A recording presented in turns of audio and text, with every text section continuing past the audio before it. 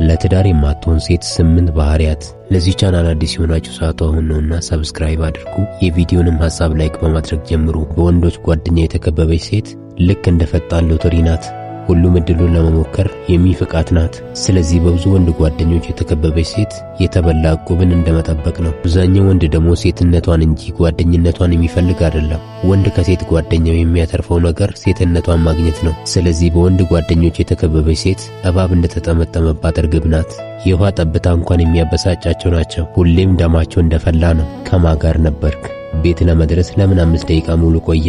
የእናንተ መስሪያ ቤት ሰራተኞች አብዛኞቹ ሴቶች ናቸው። ይሄ ግን አግባብ ነው? ሁሌም ልክ ነኝ የሚል ሰው እንኳን ከሰው ጋር ቀርቶ ከሁሉን ቻይ አምላክ ጋር እንኳን የኔ ሐሳብ ልክ ነው በማለት የመከራከር ድፍረት ያላቸው ናቸው። ነገር ግን በውስጡ አንድ ተስፋ አለው።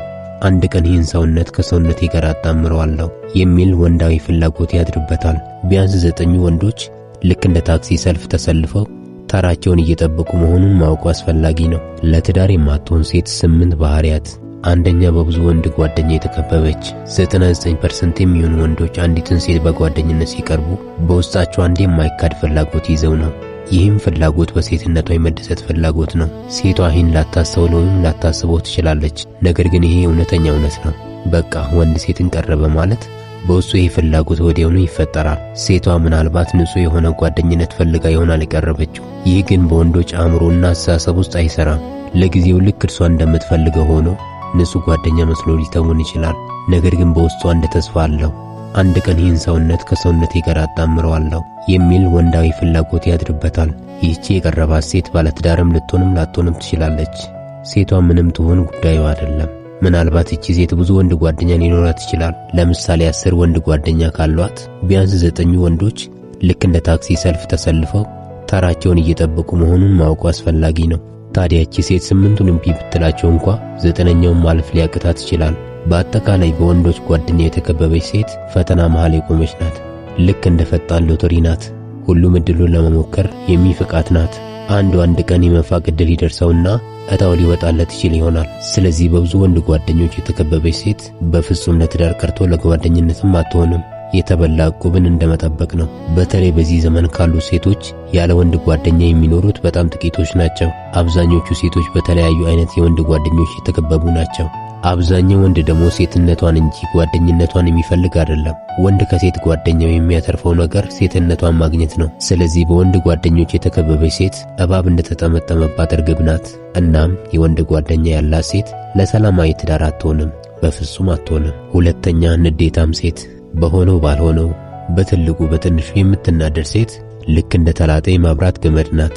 የተላጠ የመብራት ገመድ መያዝ ማለት መሞት መሆኑን የምናውቀው ነው። ንዴት ያለባት ሴትም እንዲሁ ናት። ሁሉም የሰው ልጅ ንዴት ስሜት አለው። እንደዚህ አይነት ሴቶች ግን የሚለዩት ለንዴት ስሜታቸው በጣም ቅርብ ናቸው።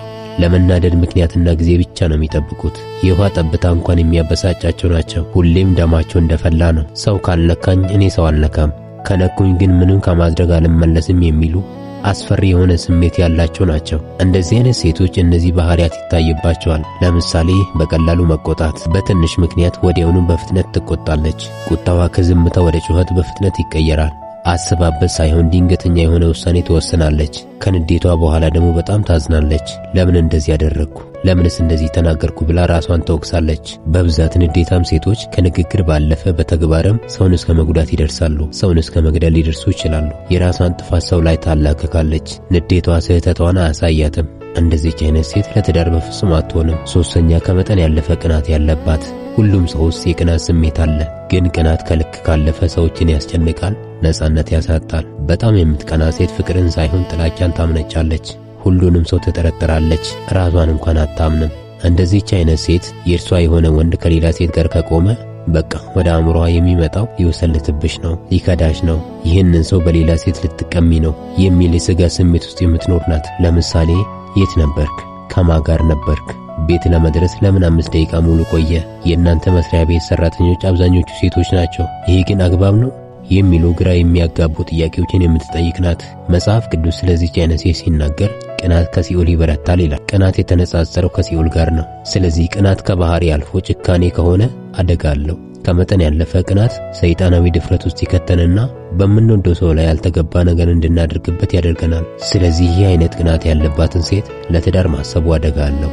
አራተኛ የራሷን ስህተት መቀበል የማትችል እልህ ያለባት ሴት አንዱ ባህሪዋ የራሷን ስህተት ተቀብላ ይቅርታ መጠየቅ የማትችል ናት። ሁሌም ማሳበቢያ ትፈልጋለች። ኃላፊነት መውሰድ አትችልም። ትላልቅ ጥፋቶችን እንኳን እያጠፋች ይቅርታ መጠየቅ አትፈልግም።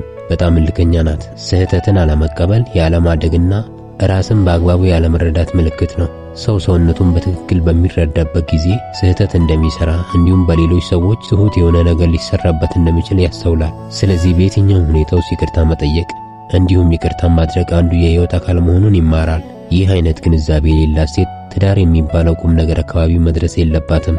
ትዳር መሰረቱ ይቅርታ ነውና ይቅር እየተባባሉ መኖር ነው። ስለዚህ ስህተቷን ለመቀበል አሻፍረኝ የምትል ሴት እንኳን ለትዳር ቀርቶ ለፍቅር ህይወትም አትሆንም። አምስተኛ ሁሌም ልክ ነኝ የምትል ይህቺ ሴት ደግሞ የዚህ ህይወት ራስ እኔ ነኝ፣ ያለኔ ውሳኔ ይሄ ቤት አይጸናም፣ እኔ ያልኩት ካልሆነ ሁሉም በእኔ ፍላጎት ነው መሆን ያለበት የምትል ያሰብኩት ያቀድኩት ነገር ልክ ነው፣ መፈጸምና መከናወን ያለበት እኔ ያልኩት ነው የሚል አቋም ያላት ሴት በጣም አደገኛ ናት። ሰው ሁሌም ልክ ሊሆን አይችልም። ያለሸነፍ መንፈስ ያለባት ግትር የሆነች ሴት ማንነት ይህ አይነት ነው። የሌሎችን ሐሳብ ለመስማትም ለመቀበልም ፈቃደኛ ያልሆነች ነገር ግን ሌሎች የሷን ሐሳብ ለመቀበል ግዴታ እንዳለባቸው የምታምን ሴት ወደ ትዳር ከገባች እመኑኝ ቤቱን ቀርቶ አገርን የማፍረስ አቅም ያላት ናት። ሁሌም ልክ ነኝ የሚል ሰው እንኳን ከሰው ጋር ቀርቶ ከሁሉን ቻይ አምላክ ጋር እንኳን የኔ ሐሳብ ልክ ነው በማለት የመከራከር ድፍረት ያላቸው ናቸው። ስለዚህ ሁሌም በምታወራ ወሬ ትክክል እንደሆነች የሚሰማት ሴት በፍጹም ለዚህ ክብሩ ግንኙነት ብቁ አይደለችም። ስድስተኛ እቅድ ወይም ግብ የሌላት። አንዳንድ ሴቶች ዝም ብለው ነው የሚኖሩት። ነፋስ ይዞት እንደሚሄደው ገለባ ናቸው። ለምን እንደሚኖሩ አያውቁም።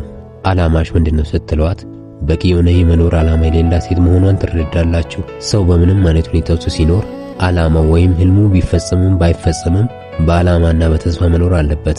ዓላማ ያላት ሴት ቤተሰብን ብቻ ሳይሆን አገርን ትገነባለች። ትዳር ውስጥ እንኳን ብትገባ ለወንዱም ዓላማ ተጨማሪ አቅም ትሆናለች።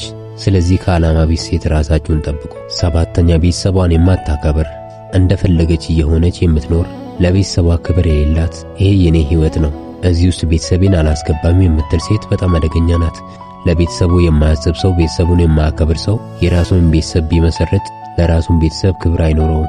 ስለዚህ ክብርህንና ሰላምህን የምትፈልግ ከሆነ ለቤተሰቧ ክብር ከሌላት ሴት ራቅ። ስምንተኛ ፍርሃ እግዚአብሔር የሌላት ለመንፈሳዊ ህይወቷ ግድ የሌላት ለስጋዊ ኑሮ ብቻ የምትታገል ሴት ለቁም ነገር አትሆንም። መንፈሳዊ ነገር ሲነሳ መስማትን ማወቅም የማትፈልግ ከዚህ የተነሳ ምንም ነገር ስታደርግ እግዚአብሔር ያየኛል እኮ የማትል ሴት አደገኛ ናት።